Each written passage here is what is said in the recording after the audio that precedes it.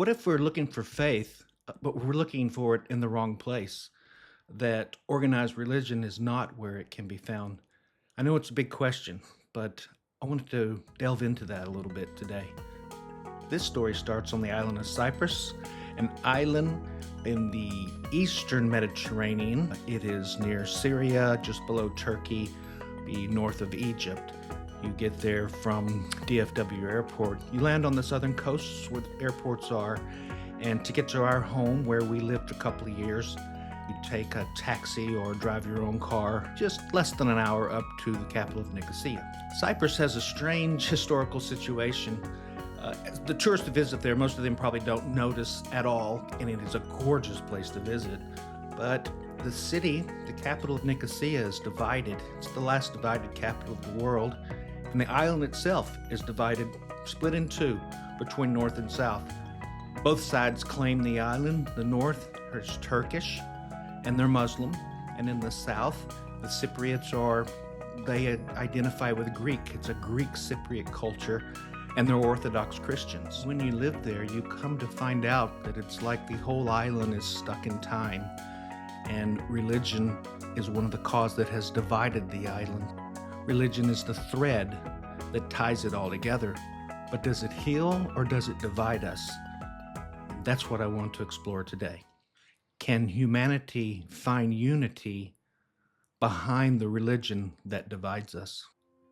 So let me share my time in Cyprus. When we first moved there, it was like a dream. Beautiful beaches, cobblestone streets, great food, open air marketplaces, the sunshine, seemingly endless sunshine, plus mixed in is ancient historical sites that date back to the Romans and even before. But there's one place that stood out for me on the island of Cyprus, and it was known as the Golden Beach. And when you were there, you didn't know if you were on the north or the south. When you were there, often you were the only person or only family or small group of people that was there. It was magical, but it was on the northern side. But here's the twist. We were teachers at the American International School on the Greek Cypriot side. Many of the teachers were local hires. Many of them were Americans who'd moved there permanently, perhaps married someone. Many of them were Greek Cypriots themselves. And I don't remember there being many Turkish. There were a few Turkish students, but not teachers. So when we traveled to the north side, it was safer for us just to be quiet about it, be hush-hush, not say anything about it.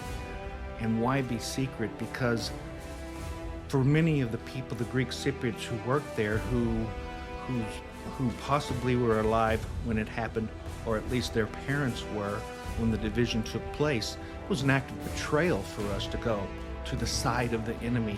Even though it wasn't my enemy, I was expected to take cause with the Greek Cypriot side, and I have to admit that I probably did, but I tried to keep a more open mind about it. How did we get here?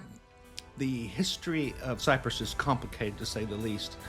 Without going back thousands of years, let's just think about the more recent past. It's a simmering pot. Greek Orthodox Christians in the south, Turkish Muslims in the north, lived side by side for centuries, but when things got political, the pot boiled over. In a nutshell, Cyprus has been divided since 1974. There was a Greek-backed coup which led to a Turkish invasion of the island, both sides seemingly protecting their own people, their own interests. But the result was a physical, emotional, and religious divide. On one side, you've got the Greek Orthodox Christians, and on the northern side, you have the Turkish Muslims. But here's where it gets tricky. Religion didn't just separate them, it was used to fuel the conflict. Religion is powerful, right? It gives people purpose, identity, a sense of belonging, but sometimes it leads people to want to fight. So here's a thought. The author and historian Yuval Noah Harari wrote a book called Sapiens, and it's a fascinating book, and he covers so much and so many topics. Religion, is a constant thread within the book. It even gets its own dedicated chapter. And he argues, surprised me, but he argued that religion was one of the uniting forces of history. And I had to think about that. And yes, I agree, he's right. But I think that's from a historical perspective. That's from going many thousands of years back when people first started to have concepts of, gods in the forest, gods in the sun or the trees, or the spirits, the animals had spirits, and then that became polytheism and then monotheism. These religions, people did unite around them, and the shared belief kept them together and kept the clan together and allowed civilizations to develop. But I argue that later, those religions, and especially in our modern world, are just leading to greater conflict. Fast forward to today and look at Cyprus, which just recently religion has led to conflict and a divided island. Not just Cyprus, we can take a look around the world of today and the world of the past millennium, and we can see how religion has divided humankind.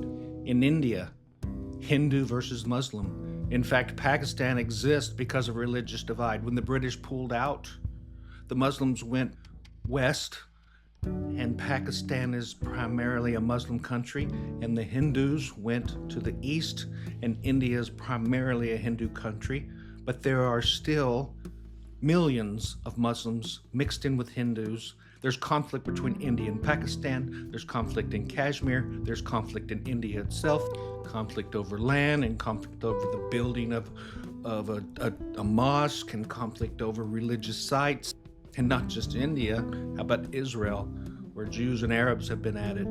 The Palestinians, the current conflict that's taking place there is Jewish versus Muslim, and there seems to be no solution in sight. In Nigeria, Christians versus Muslim. In Myanmar, Buddhist nationalism versus Muslim identity. And that's just scratching the surface. There are also divisions within religions. Sunnis and Shias are fighting each other all over the Middle East. In Ireland, Catholics versus Protestants.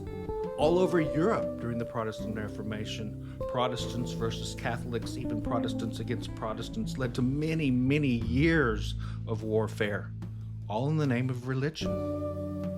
Religion, whether as a weapon or a shield, is a huge part of the story. So let me ask, why does it always come back to this? Is religion really the cause? Is it something else? Religion maybe takes some of the blame? What is really happening here, and what is the answer? I know what you're thinking. You're thinking, okay, so now what? Do we all just ditch religion? It would seem to be impossible to do so. And no, I don't think that's what I'm saying. But hear me out. Why do we keep trying to define God through human-made religions, often with conflicting rules, rituals, and wars? Maybe there's another way. Maybe humanity could continue the search for faith by finding a unifying force, a deeper connection outside of these self-defined boundaries. I think a lot of people feel something spiritual. They feel a tug toward faith, but they reject some of the tenets and dogma and some of the beliefs that are taught in some of the organized religions. Some people turn to deism, a belief in God. Maybe God created, then stepped back and let humans make their own way. Maybe some people reject religion, but still feel connected to a higher power. Could God be a universal order, something? Could God be something in the beauty of nature or the complexity of the cosmos? Should we be looking somewhere outside of the church and the mosque and the temple to try to find our connection to something greater? It's possible that our search for answers, to answer the questions, why do we exist? Is there an afterlife? What is the purpose?